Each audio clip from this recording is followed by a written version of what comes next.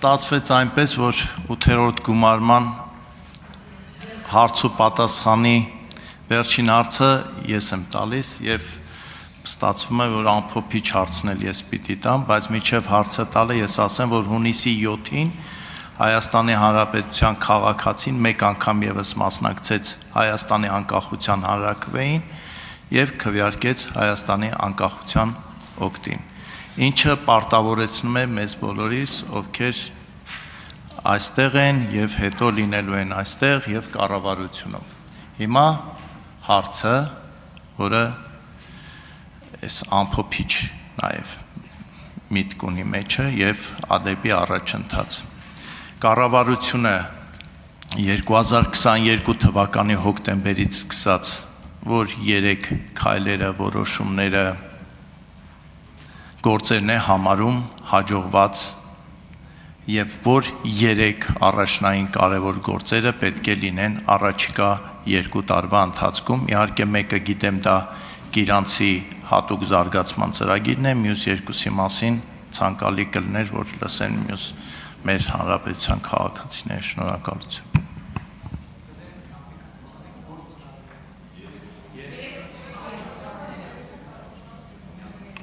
Հարցին կարձագանքի վարչապետ Նիկոլ Փաշինյանը։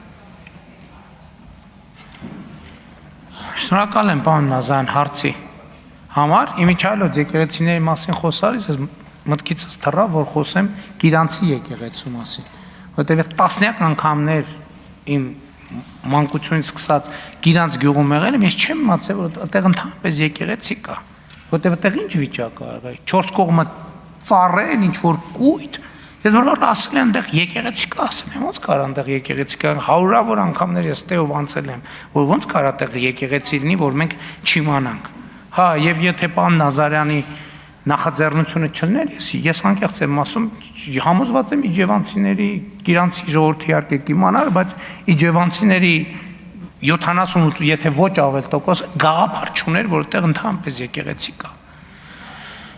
Եվ այո, այն ինչ որ Գիրանցում տեղի ա ունեցել, ես դա շատ ընդհանրապես սահմանազատումը խաղաղության գործընթացը, ես էլի ուզում եմ հիշենք մենք ինչ ճանապարհով ենք անցել 2024 թվականին։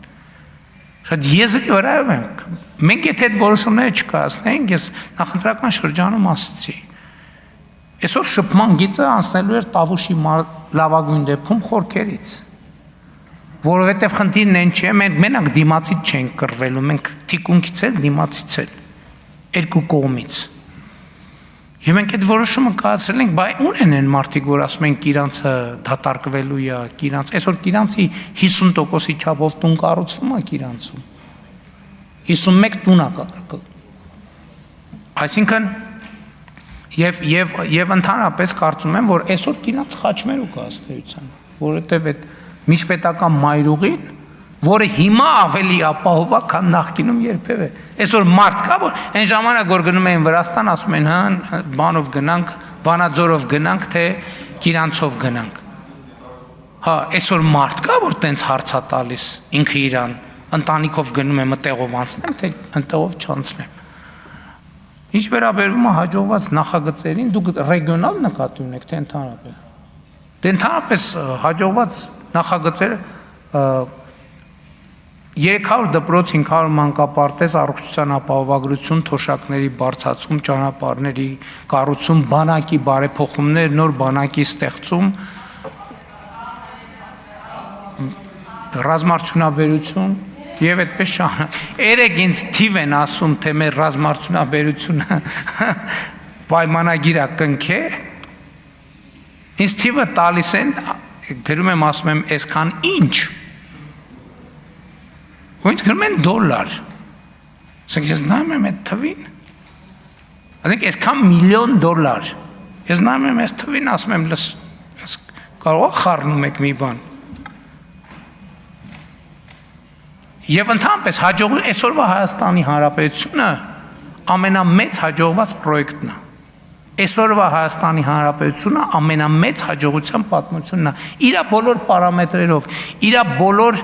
զոհերով եւ զողություններով հերթական անգամ իմ խոնարհումը մեր բոլոր ես ծնկի եմ գալիս իրանց առաջ եւ բոլոր զոհվածների ընտանիքների, նրանց ծնողների, հարազատների առաջ։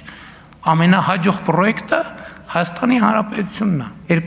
2026 թվականի Հայաստանի Հանրապետությունը մեր ամենահաջողված պրոյեկտն է։ Եվ այդ պրոյեկտն է, որ ուզում էին մարդիկ կործանել։ Եվ նրանք, ովքեր ուզում էին այդ կործանեն, իրանց սպասում է կործանում։ Միանշանակ եւ աներկբա առանց կոմպրոմիսների։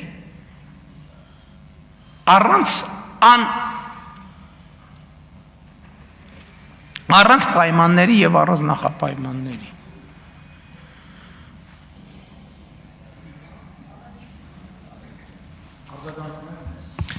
Շնորհակալություն։ Ես արձագանքից օգտվելով կրկնեմ հարցի երկրորդ մասը, ես նշեցի նաև առաջիկա 2 տարում ինչ առաջնային տեսլական եք տեսնում, որ Հայաստանը պետք է իրականացնի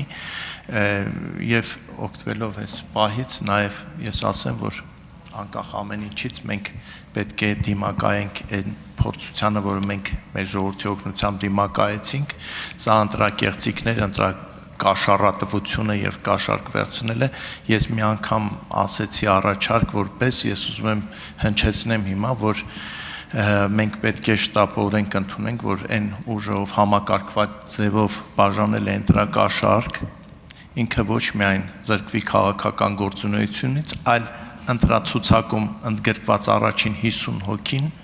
զրկվեն քաղաքականությամբ եւ հասարակական գործունեությամբ զբաղվելու իրավունքից, որովհետեւ դա հենց կկանխարգելի, որ սրանից հետո որևէ մեկը համաձայնվի, որ իրենք պետք է ընտրակաշառք բաժանեն։ Շնորհակալություն։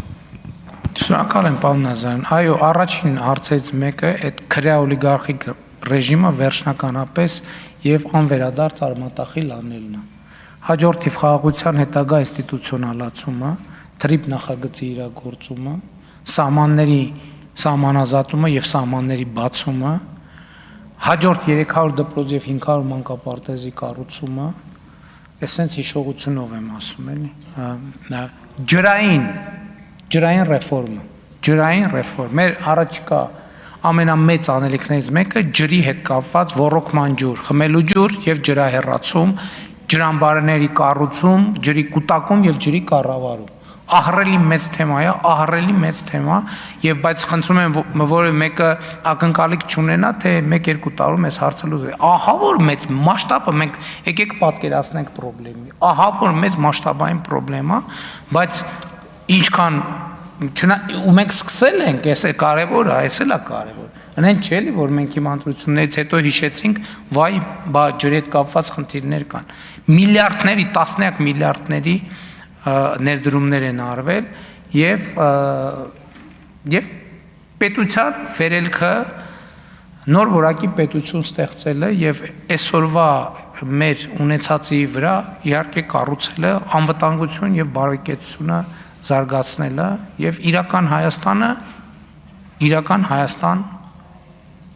դարձնելը եւ պետության հարատեվությունը ապահովելը։